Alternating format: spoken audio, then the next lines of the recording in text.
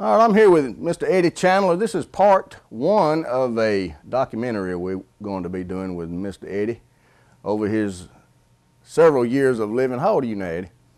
Be 73, my birthday, Brad. 73, your birthday. So when is your birthday?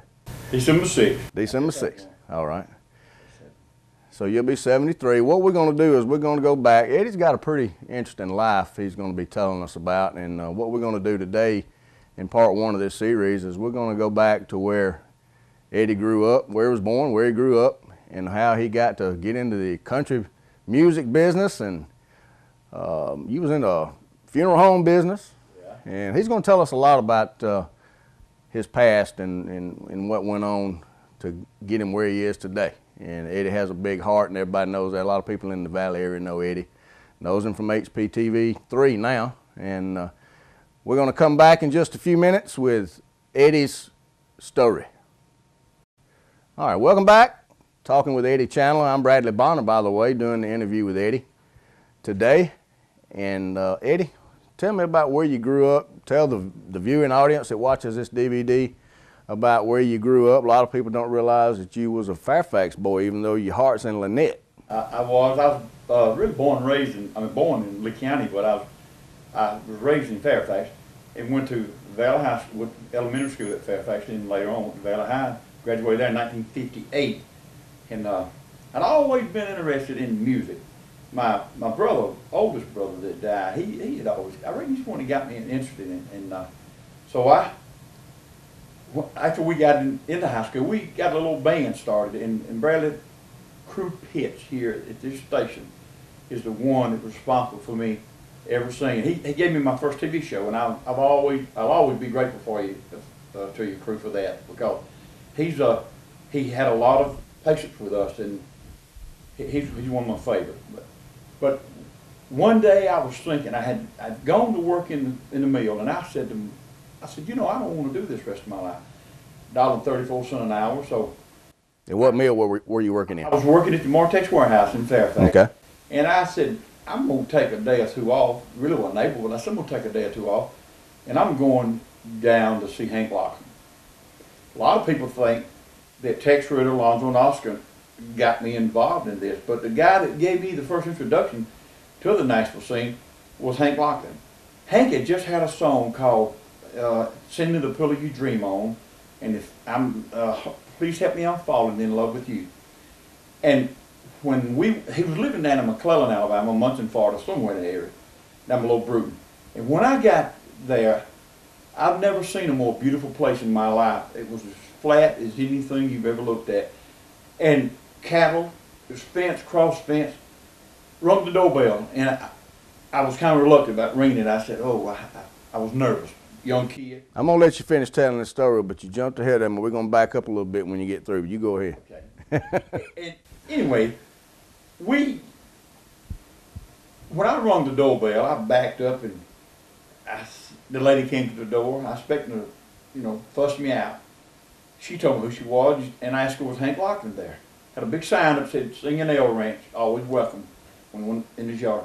She said, no, he's gone into town. Said, y'all, he'll be back in a minute, don't leave. And she said, his office is out there, if you want to go out there and have a seat. Said, he's going to get some tires to burn some stumps and trash. So I went out there and sat down. I saw all kind of memorabilia. And I'm telling you, I looked at it, and it set me on fire. I wanted to do that. And how old were you at this time? I was probably 21, 22, something. Okay, that's where I wanted to back up a little bit. You grew up in Fairfax. You graduated from Valley High. Yeah. And played some ball. Was athletic back coming up. Yeah. Now, when you got out of high school is when you went to work in the mill or at Martex. That's right. And that's when you realized, hey, this ain't where I want to be. That's exactly right. And so then we're up to this point. And you still a single man at this point, right? No, I was married. You was married? I was okay. Married. And but I wanted something better for my family. I wanted to see if I could make it. I just had a feeling I could do it. And then that's when we went to see Hank, when we met his wife. And then Hank came back in. He was in a Jeep. Came back in with a load of tires. Introduced ourselves. And he said, y'all come on in. He reached and got his guitar, and he said, I don't know what this thing sounds like. He said, Chet Atkins had been tuning and playing with it and said, ain't no telling what it sounds like. So he picked it up. I said, hey, do me a favor. He said, what's that? I said, sing Please Help Me, I'm Falling in Love with You. He sung that, Please Help Me, I'm Falling in Love with You. Close the door to temptation, don't let me walk through. That close the door to temptation, don't let me walk through caught my ear. And I'm going, wait a minute, that'd be a good song. When I left there that day, Bradley, there was not a doubt in my mind that I wanted to be a country singer, that I was going to be one. He said, fellas, let me tell you what you do. You meet me in Nashville, Tennessee, Friday night. I want you to meet Ralph Emery, because I had picked the guitar up, and I did a couple of songs. He was just recording, had just recorded another song that was of all the songs this world is playing, of dreams that don't come. This song's just for you, was what it was. And I went up and I met him at the Ralph Emery's dinner. I remember the first thing Ralph said to me. He said, where are you from? I said, Fairfax, Alabama. He said, Fairfax, Alabama? He said, couldn't you have been from someplace else? I didn't know the guy was very funny. And, I'm going like, well, I guess I could have. But that night, he showed me what how the big timers lived. Very cordial, very nice to me. We came back home, and I formed a band. And I had, God bless his soul, Danny Price. You meet his mother down when we go down to the Civil Ward Manor. She, and I'll always be grateful to you for this, she turned little Danny over to us. He was 16, 17 years old. She trusted us with him.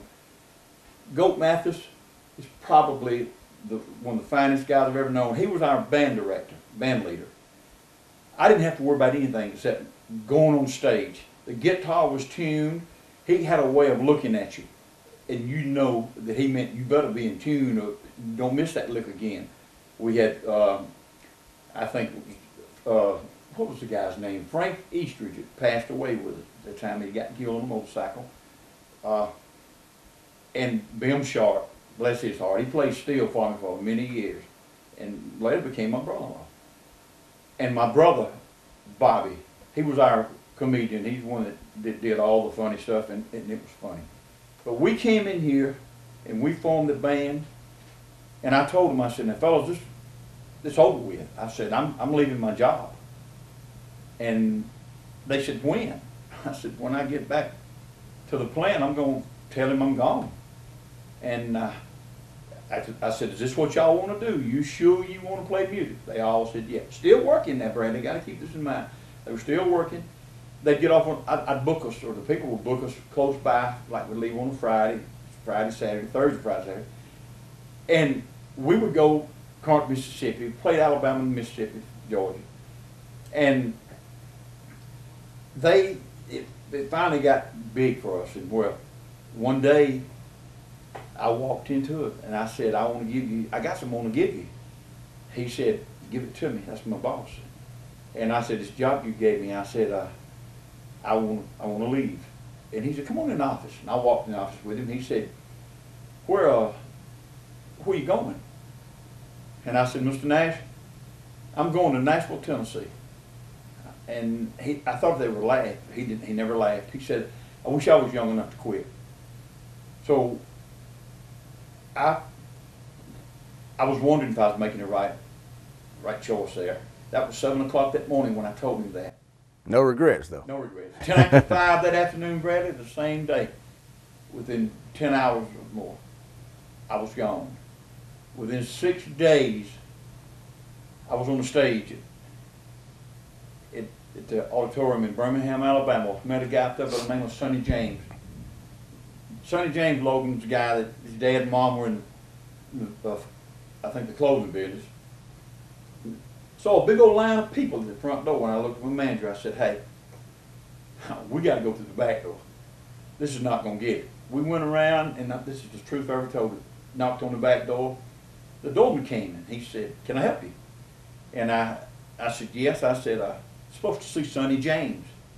He said, hold on just a minute. He came back and he said, Sonny will be here in a minute. Said, you know how they love to put all the makeup and everything on. In a minute, this man came walking out, and he had just had a song, I think, called Young Love. And I had to look up to him.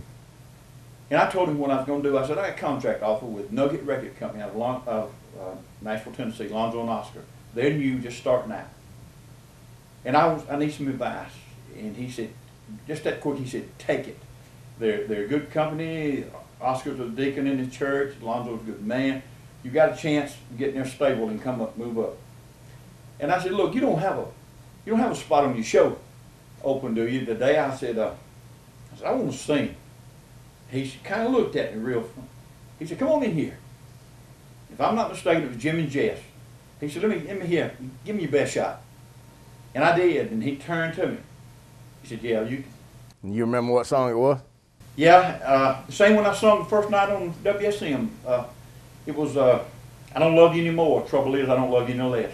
Do we have a copy of that we can play right now? No, Charlie Lewin did that song, but it was one I thought I could do best. And you got to realize this was before I ever recorded. This before you recorded anything. Yeah. So I did it, and I think they felt sorry for me because they knew I was a little young kid trying to make good, and they called me back on.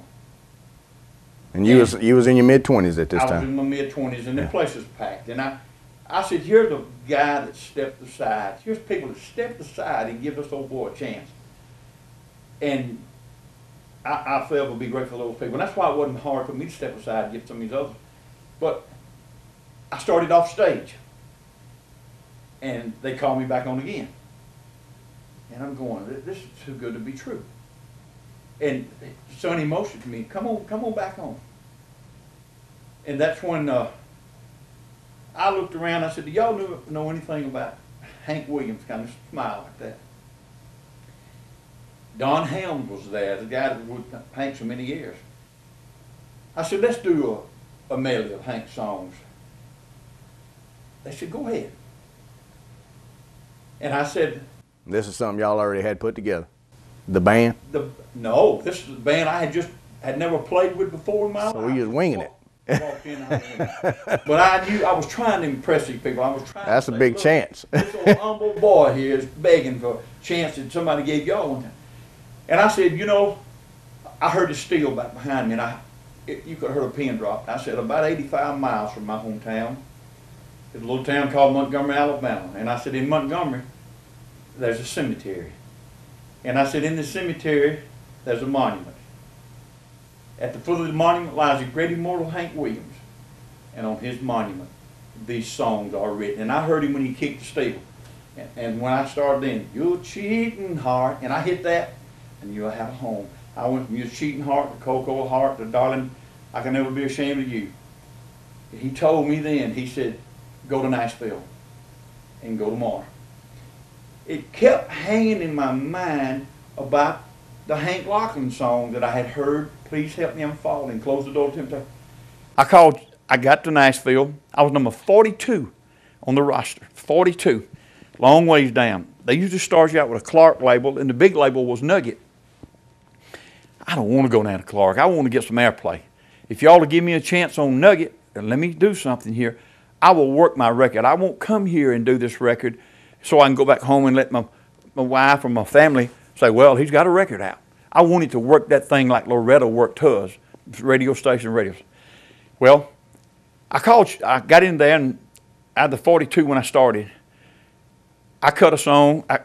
It was called Laughing Stock of Town, and it's just human nature. I'm sure you people, some of you out there remember. I still don't have it on this tape that we're going to do. But anyway, I told Charles Snoddy and Billy Henson that wrote a lot of my songs, I said, close the door to temptation. Close the door to temptation. I kept telling them. They went back and wrote the song. It's probably the best song I ever had. Said, you know that I want you, but my heart isn't true. It belongs to another who's trusting in me. Your lips are inviting, but we're playing with faith. Close the door to temptation before it's too late. When Crew Pitts was sitting here the other day, he said, you know, I remember the big song you had. When he went out the door, that's what we was talking about. Close the door to temptation. Sold 11,101 copies very shortly. Bradley, I had never seen that kind of money. I had worked hard all my life for now keep in mind, back in that day, there was a lot of record sales. A lot of record sales. Yeah. And while I was in that studio, the most interesting thing that ever happened to me in my life, I looked at Lonzo and I looked at Oscar. They said, we've got we've got somebody that's picked up our record for one of our artists here that wants to, they ordered a bunch to see where it stands in the charts, to see if they can put it in the charts. I said, good. Never thinking one moment it was mine. I'm number 42 down there. And I didn't say that. I just said, well, good. He said, you're not going to ask us who it is? I said, well, who is it? Knowing all the time it was probably Billy's or somebody. He said, it's yours. I said, are you serious? He said, yeah. I had my band up there that day. I was going to work WSM at night. I went outside and, give me a minute here. I went outside and a little branch ran down behind the studio, some rails on that. I put my hands up on the rails. This thing's happening too fast, too quick. I went from number 42 in that stable to number 1 of that first record. They trusted me. I got in there, and I never betrayed their trust, because the band I was telling you back we had a while ago never ever been around in alcohol, or we just didn't do that. Yeah, you was telling me that before, that y'all had a kind of a standing That's right. And agreement that there would be none of that on the bus. And Bradley, yeah, let me tell you what we did. We picked up a guy later on by the name of Freddie Wright. It wasn't just a pleasure, it was an honor. Freddie traveled with us many, many miles. And he, of all the people I heard in Nashville, he played the meanest guitar. He's one of the best entertainers I ever seen. And Freddie, I know you watching this thing. I'll always be grateful to you too, because he and I, we'd do a lot of Buck Owens stuff, and when he'd kick it, everybody kicked it. And he helped my show. I had a man one time tell me, one booking agent said, if you don't bring Freddie Wright back, don't come.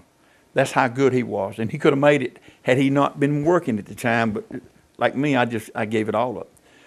Well, that night, we jumped back to where I was when I was looking down in the water.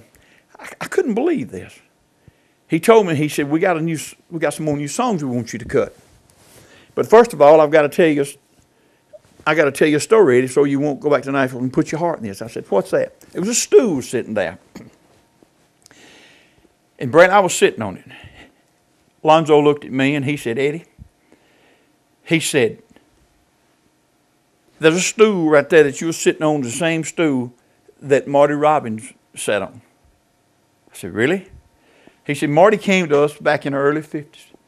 He wanted to borrow $1,000.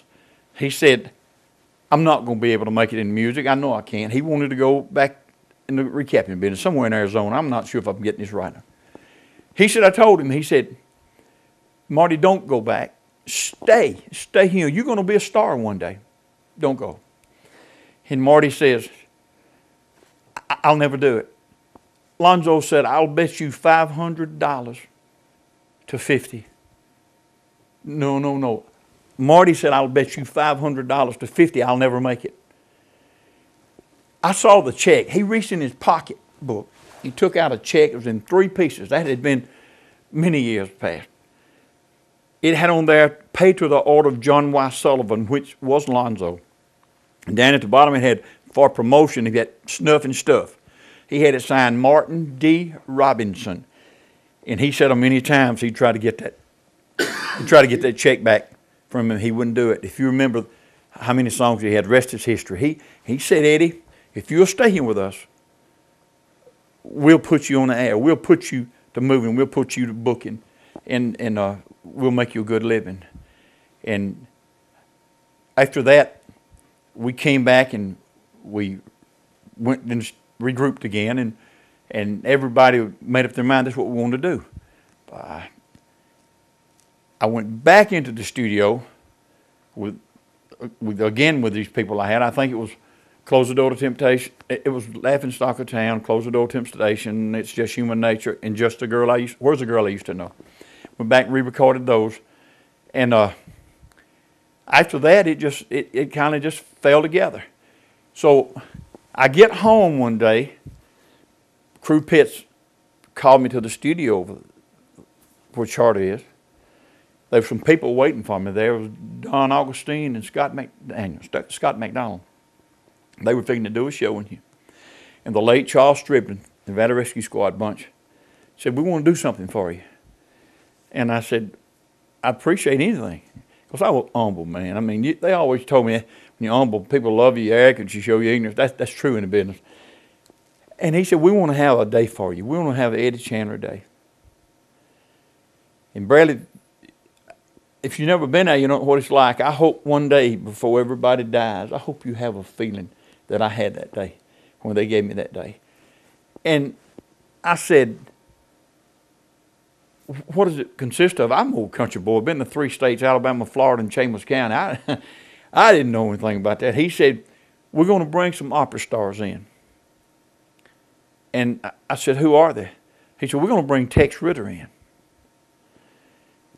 He brought Tex Ritter in to do the show for the Eddy Chandler Day. And I thought that would be the last time I'd ever see him. We had a good turnout, had a couple of shows. And Tex, he became my daddy right there. He helped me a lot. He showed me what staying clean was. He showed me what they wanted in an entertainer.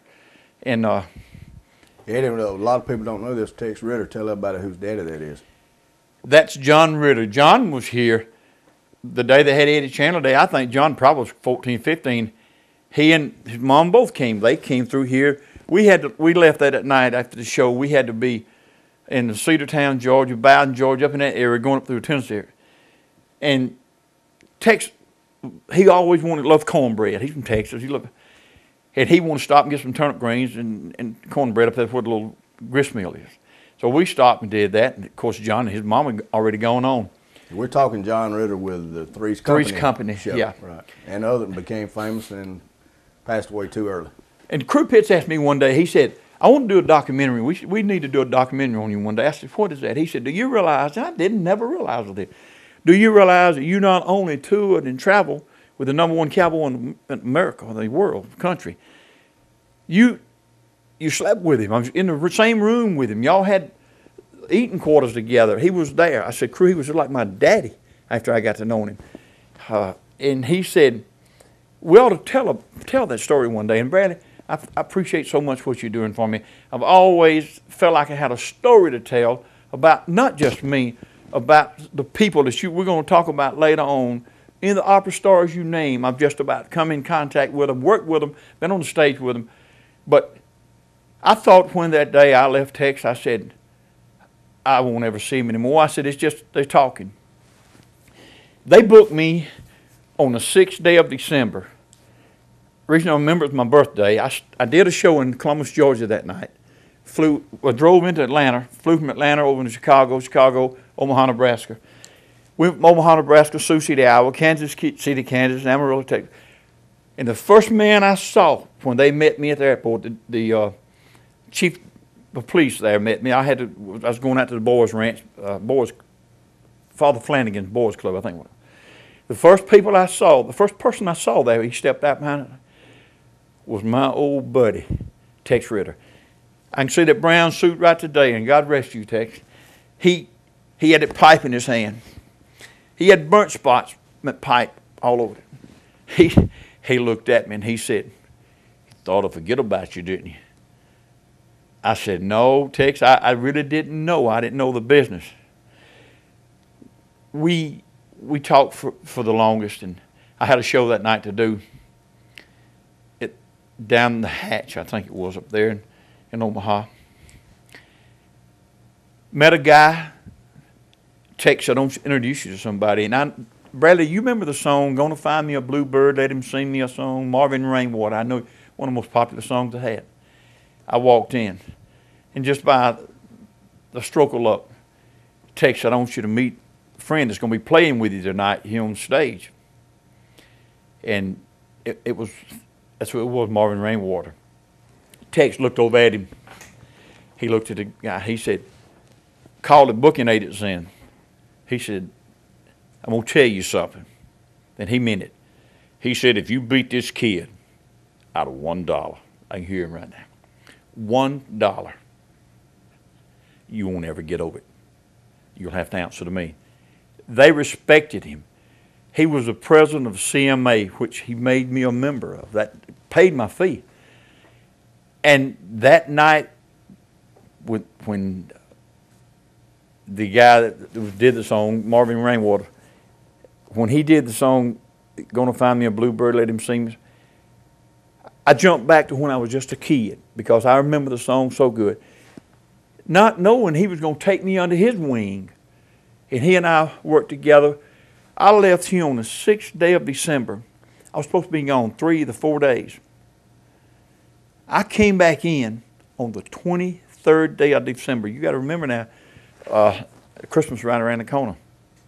Before I left, I signed a contract to go back out there. And that's one of the first times I ever knew that wind would blow through glass. I said, I got to get out of here, Tex. I got to go home for Christmas. I left there and flew in Chicago, sat there overnight.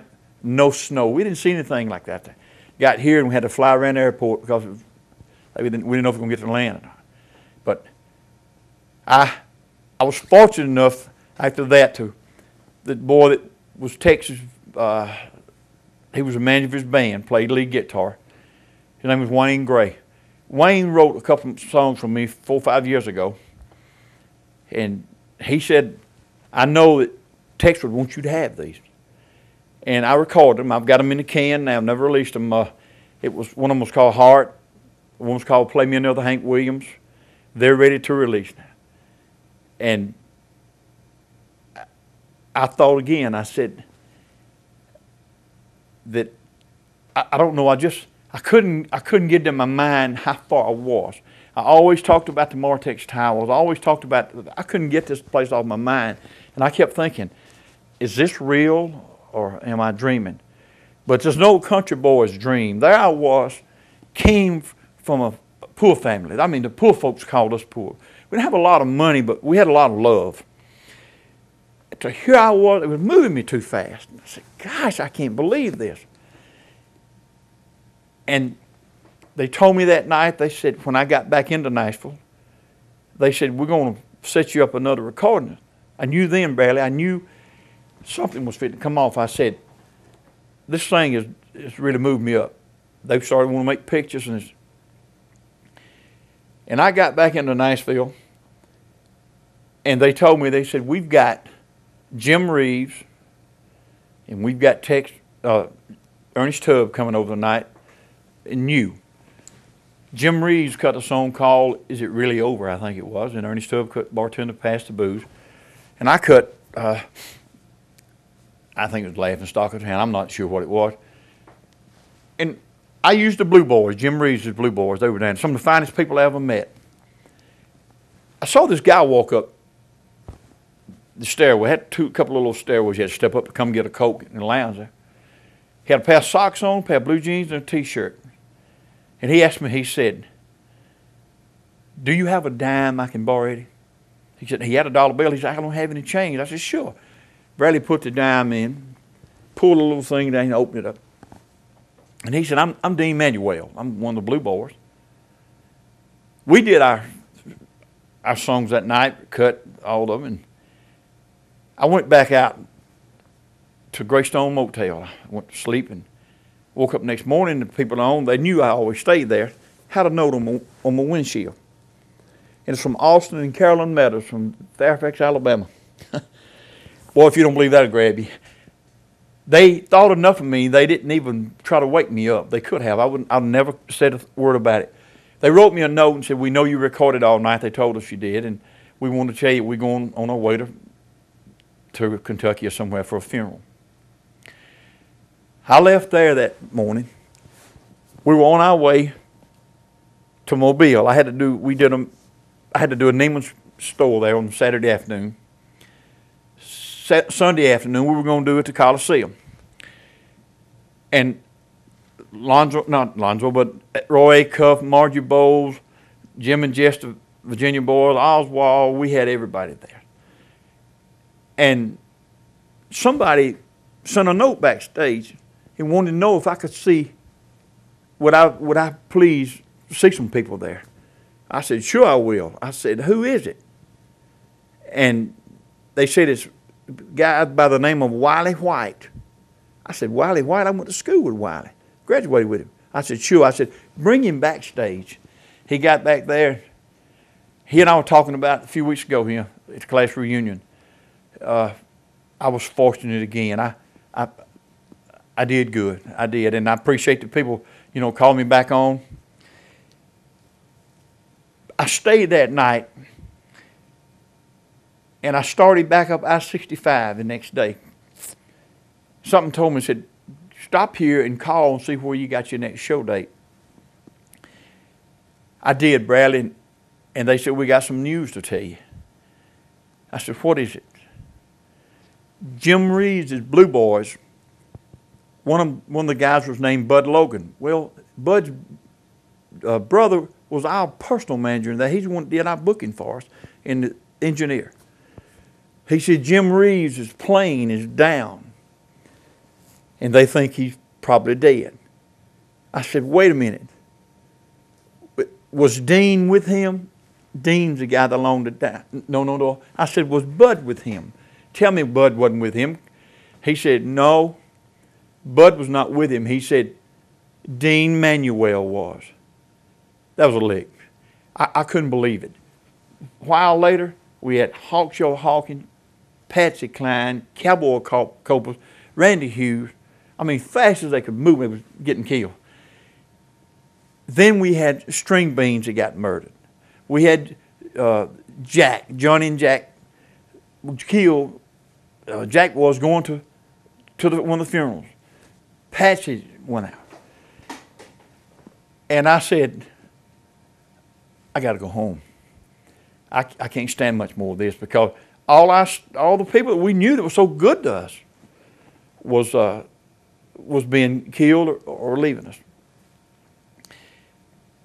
And when I went down the road that day, had a lot of things come to my mind. I said, I don't want to go back. But I kept thinking. I said, there's two old people at home. And I said, every time that I ever did a show, when they could go, they were out in the audience. And it was my old gray-headed mom and dad back home. And I promised them that I said, I'm going to make it. I can't give up. I can't stop now. And I went home, excuse me, went home and stayed a while. I said, I can't go back to Nashville. And I was doing a show somewhere, I don't remember where it was. And I met a guy by the name of Al Hambrick. And Al said to me, he asked me, he said, are you Eddy Chandler that used to record? And said, I met you one time with Mel Tillis. And Roy Orbison, I think, who was there. And I said, yeah. He said, do me a favor. I said, what's that? He said, come by my recording studio. It was called Frontier Recording Studio. I said, okay. And I went over there. He listened to what I did. He cut the pots off. He told Jimmy Stewart, he was a guy there, he cut the pots off. And the pots were the little warm-up things you did. They had a heck of a studio. And he said, come on in the office. Al was a wealthy man. He said, I know you're down. I know you've had a lot of problems here with going back to Nashville and back up there and singing. He said, but I got something I want to offer you. I said, what is it? He said, I want to offer you a contract for this lifetime with this record company, whatever you want to do. You can be over anything you want to be. You can record, you can sing, you can travel. And I said, let me think about it. I went home, and it's just something like God just spoke to me and said, hey, man, I'm not through with you yet. I want you to be able to get out here and make these people happy, make them laugh, bring them back on the stage like you did, let them call you back out for for standing ovation. Don't leave me now. I was good to you, Eddie. I put you up where you are. Now you're just going to drop out of sight. And I had a long talk with my God that day. I drove in. Sound like you were just homesick. I was homesick for music, I think. I wanted to come home, too. I wanted to see my mother and dad. Yeah, that's right. They were in bad health, Bradley. But wasn't long after that my mom died. She always begged me. She said, I want you to do me a gospel song. And before I pass on. And I did. I did come home at supper time for her. But anyway, that day, I recorded Come Home at Supper Time in the studio. That day I said, I'm gonna go a different route here. I took my boys up. I went to Eddy Studio. And if you'll look on the back of that album there that you have, Bob Jones, I was talking to him one night on telephone. Bob is Eddy Chandler. I said, I need to get away for a while, and I just wondered what's going on in the studio. He said, Eddy Chandler. I said, yeah. He said, do me a favor. I said, what's that? He said, say, God bless your heart. I'm going like, I had a song one time that said, and Mom, God bless your heart. And when I said it, he said, where are you now? And I told him. He said, be in the studio with me tomorrow. Come on up and settle. I went up there. And the songs you're going to be listening to tonight, I set down some tracks on that thing, and we did some hard country, good hard country. And backside of the album, I'm going to let you read it when we get farther into the show. And he wrote the back cover of it. So I still thought, I said, is this where I want to be? I had my records, I had my albums. I wanted to road again. Frontier Shower of Stars was having a contest for the whole 50 states. And I said, I'm gonna try this thing. I'm gonna see what Al's like. You have to watch these people because they're kind of shady. They'll book you in and take that money and be gone. That's why I was always thankful I had Texas to watch them. So I said, Al, what's the prize in this thing? I don't want you to give me anything for coming to work for Frontier. I want to earn it, so you can't say, well, I gave you this, so you go. And he said, there's a record contract for life. There's a trip to Miami, Florida, and one to Las Vegas. And all the publicity you'll need. That man didn't lie to me. He did not lie to me. He gave me a home. I had one of the most beautiful apartments. As a matter of fact, I stayed upstairs over the recording studio. Anything I wanted. I was in the finals. Brady, you got to keep this in mind. There was hundreds and hundreds and hundreds. If you don't think that God of mine was good to me. There's a girl by the name of Susie Storm, Joe Namath's girlfriend, the famous football player's girlfriend. She and I were in the finals. I won. I beat Susie. She and I both won. She didn't lose anything. She didn't need it as bad as I did, but I made a friend with her, and I didn't get a chance to meet Joe, but she came to me and she told me, she said, you know something? One of the biggest compliments I've had paid me in my life, and God knows I appreciate it. She said, you're going to make it. I said, Susie, I've already been there. I've already stood on that stage where Hank stood. And I sung. I tell you what, let's take us a break, and we're going to come back and talk more about some of these backup singers that y'all people might know of that Eddy used in some of his recordings, and I got a long list of names that we're going to talk about that Eddy knew when we come back in just a few.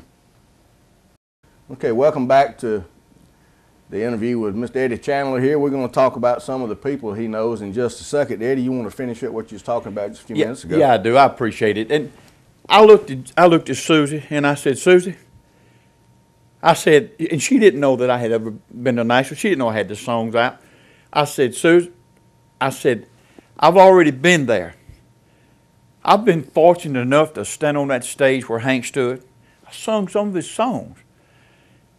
I even used his band. That's his band on my first 4 or 5 songs. Lamar Morris, his son-in-law, Hank Jr.'s band later on. I was fortunate enough to stand on that stage where he sung, like I said, some of his songs. I've been there, and I don't know what else I'd be looking for.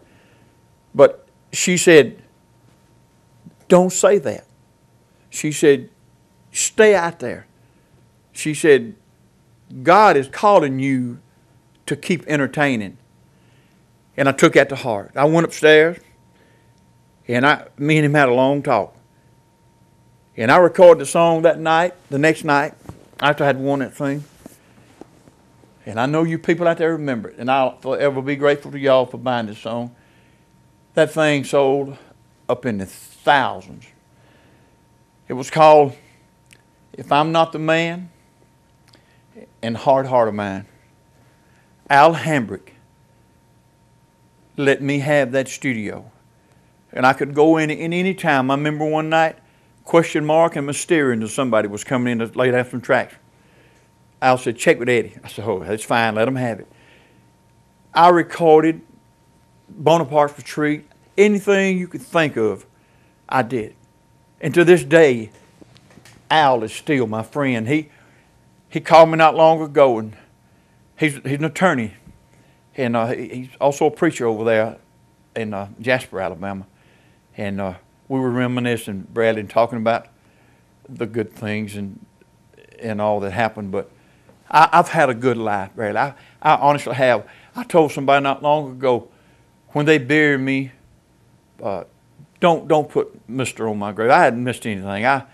These old eyes you see, they're dark and black. I've been down a lot of roads, and a lot of them, as you and I've talked about, wasn't always paved. But I wouldn't take anything in the world for it. I met some stars. I played with some artists. I played with some good ones. And please don't misunderstand me. I'm not trying to be arrogant. Lord knows I'm not trying to. I'm just saying I was fortunate enough to get to either know these guys or make music with them. I've sat with you many times at McDonald's and heard a few of these names. I want y'all to listen at some of the people Eddie has been associated with over his lifetime, especially in the music, country music business.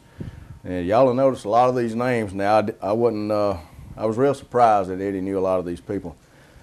Hank Lachlan, Lonzo and Oscar, Sonny James.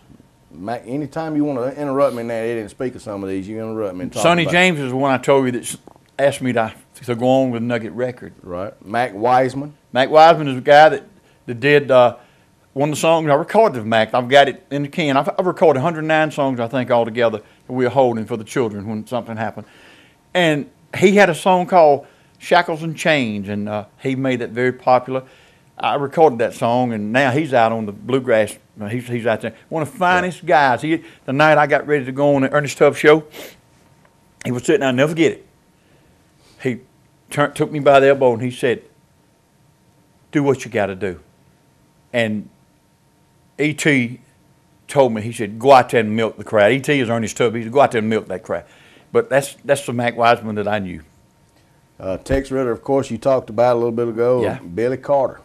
Billy Carter, let me talk about old Billy. That was Jimmy Carter's, President Jimmy Carter's brother. Billy Beer. And reason, the one I'll never forget him. My wife had just passed away, and I was trying to raise some kids, and I'd take them with me as much as I could. We were doing some shows for Billy. He had a Miller Mobile Homes, and we were up in. The last time I saw him, we were over in Oxford, Alabama. My little boy was 8 and 9 years old. And I looked around, he was sitting in a seat, and he had both of them around his arms. And his arms, and in his arms, and my kid, we've got a picture that we'll be showing you in this documentary of him, he and I, when he was doing this. But Billy, one of the best guys I ever met in my life. I asked him, I said, Billy, did you really take $2 million from A.R.I.P? Did you really do that? No, I'd do it. You did? And he said, it's 2.5. You know, he'd always joke. He said, I want you to do something for me. I had to leave that show that afternoon, and I had to go in Atlanta, over in Temple, Georgia. We were playing a show. And he said, I want you to give me one of your albums and autograph it. I'm thinking to open up a museum. and I want to put it in it.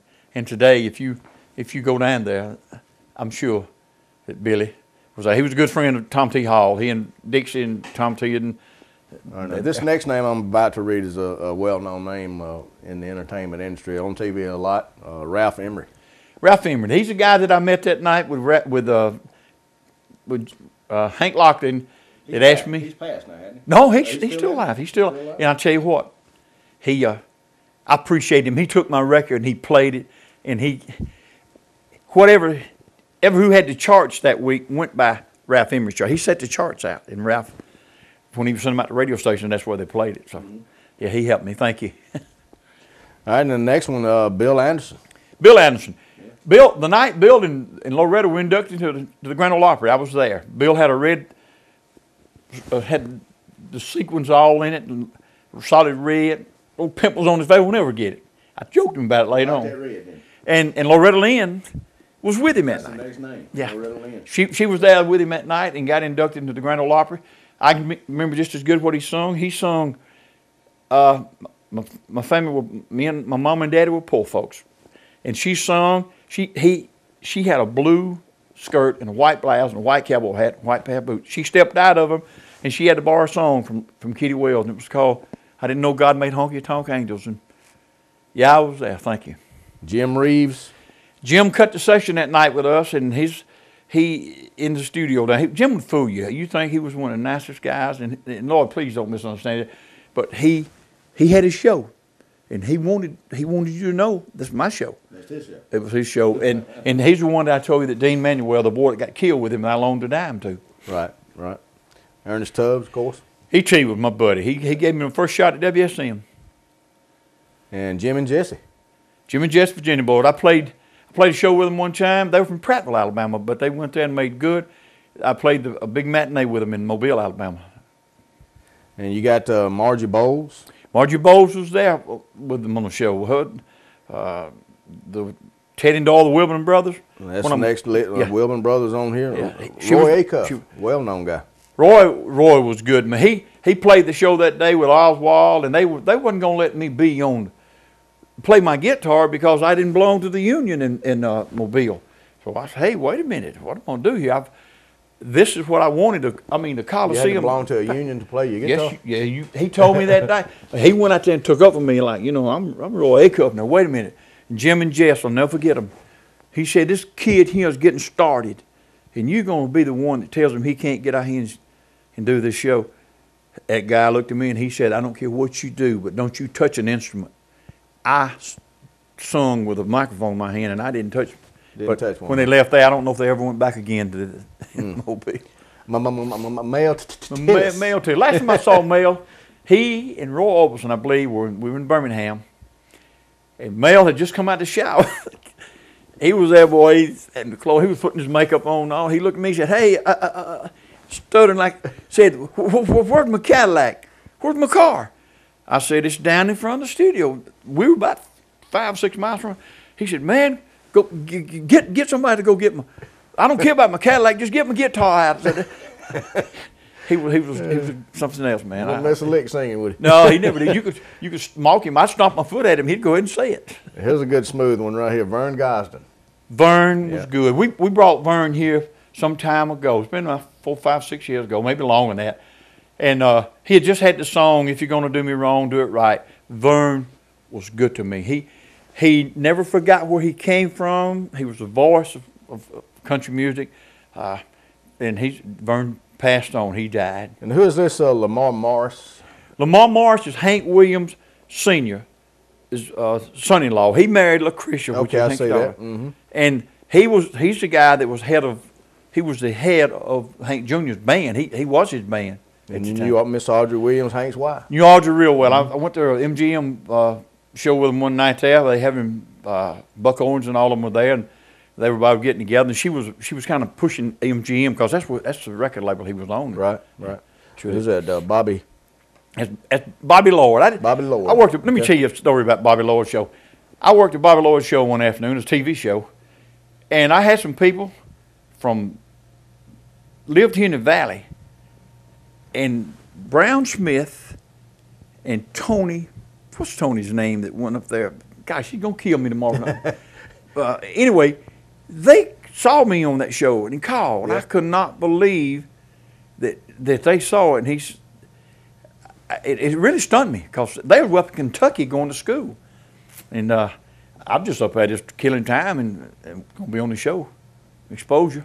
I don't know if we mentioned this name, Don Helms. Have we mentioned him? Don Helms is the guy I was telling you a while ago that played the steel for Hank Williams for many years. Don died a couple of years ago, but let me tell you a story about him. The night I was doing a show on Ernest Tubb Record Shop that night, and Don had his steel guitar. He played for me that night, and he had his steel guitar, and he was kind of backed up against the wall. Well, this little boy was trying to get up on the stage to see somebody. The stage was no higher than that. I had the band here. I had Chuck Woodard, and I had Danny Price. I had everybody that was in the band. And he came around me. Well, he liked to push his steel guitar over. That didn't sit too well with Don, but he never forgot that. And never forgot me because he always knew that was the way he had to remember that. So, yeah. Because I know the next week or two we were in Mobile doing the show, and he reminded me of it. Ernie Ashworth, is that? Ernie is the guy that did Talk Back, Trembling Lips. I was in along with Hallie Forrester with Roy Cuff in the Cuff Road studio up there, and he was telling me a story about one day when Hank Williams came in there. See, he sat right over there, and he said we walked. There's a couple, 3 doors from there was a cafe, and he said, Audrey brought him here, wanted him to record a song. And he said, okay, you're so good. Said, I want you to write me a song. We're going to go get a Coke. When we come back, I want you to, he said, what kind you want? He said, I want it's like today, a man has lost his girlfriend, and she's gone. And one day he met her on the street. You write me something about that. And Howdy told me, he's a fiddle player for A-Cuff. He told me, he said, yep, they got back up here, and he had the song, Today I passed you on the street, and my heart fell at your feet. I can't help it if I'm still in love with you. And when I did Eddy Chandler Sings Hank Williams, and you'll see it on these golden oldies that Bradley be running, I recorded that song. It's called I Can't Help It If I'm Still in Love with You. We've got that. We've got Your Cheating Heart, Cold Cold Heart. We've got Waltz Across Texas, which is one of my favorites. We've got Charlie Pride. We've got Tear in My Beer. All of these songs is what you're going to get on this. And you'll be seeing those in just a few minutes. Then Norma Jean and Claude Gray. Norma Jean is a lady that used to be on the Porter Wagner show. Then she's real famous because Dolly Parton took her place. And Norma, we brought Norma here to do a show. She came, she one of the finest ladies you've ever met. And Claude Gray is the guy that sung the song, Never Had the One I Wanted, Never Wanted the One I Had. The one I had was a good girl, the one I wanted was bad. And the next name on the list is the closest to my heart, Eddie, and you know who that is. I'm fixing to tell you about it. The Wayfarers Quartet. And why that is my daddy was a singer with the Wayfarers Quartet. I wanted to tell y'all about this. They were doing a show, and buddy, let me tell you about the Wayfarers. They were hot as a pot of rice. They always was good to me because I was younger than they were, and they wanted to help me, and they did it. I recorded with the Wayfarers. A lot of people don't know this.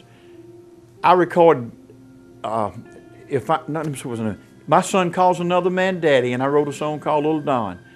They backed me up on that thing. I still have the record today, and I had a chance one night. They were every time they went somewhere, Eddie, come on, let us call you up on stage, just like the Brown Brothers. Eddie, come up here. And I did that night, and that place at Auditorium Chama was full because of them. They could get a crowd. And it surprised me. Pop Bonner saw me, and he called me over there. And I did the song, and that was one of the most touching things I ever did. Here was a Wayfarers Quartet that so popular, and I'd seen so many groups in Nashville, Tennessee. Ladies and gentlemen, they couldn't even touch them. They could. I went to a lot of them Friday nights, and you couldn't touch the Wayfarers. And here it was. I had been all over the world and been on the stage with just about everybody, but yet I got a chance to sing with our Valley's own Wayfarers Quartet. Never forget, I can see him right now. And my buddy, rest in peace, because I know I know how much you helped me. I know. They could have made it a lot further, Eddie. They were more family oriented and just didn't want to be on the road. They was on the road just about every weekend as it was. And I realized they were family men, and like you said, it's a hard road to go. It ain't all glamour. Bradley, you know what? Somebody asked me a lot of times. They've asked me, what, Eddie, if you had it to do over, what would you do different?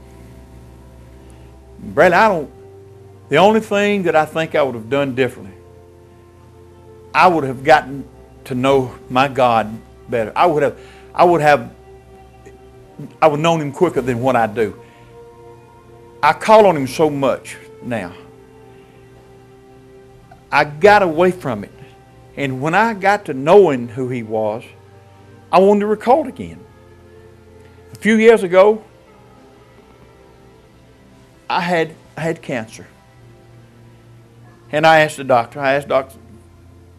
Camuth and Dr. Fernandez and Dr. Sanchez, I said, would you please let me finish this recording I'm doing, this CD? He said, sure.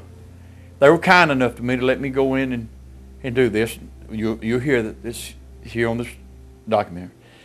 And I thought it was going to be my last time. I said, well, you know, in case something happens, I want to have something with my children to have. And I was going to go. I want to go down swinging.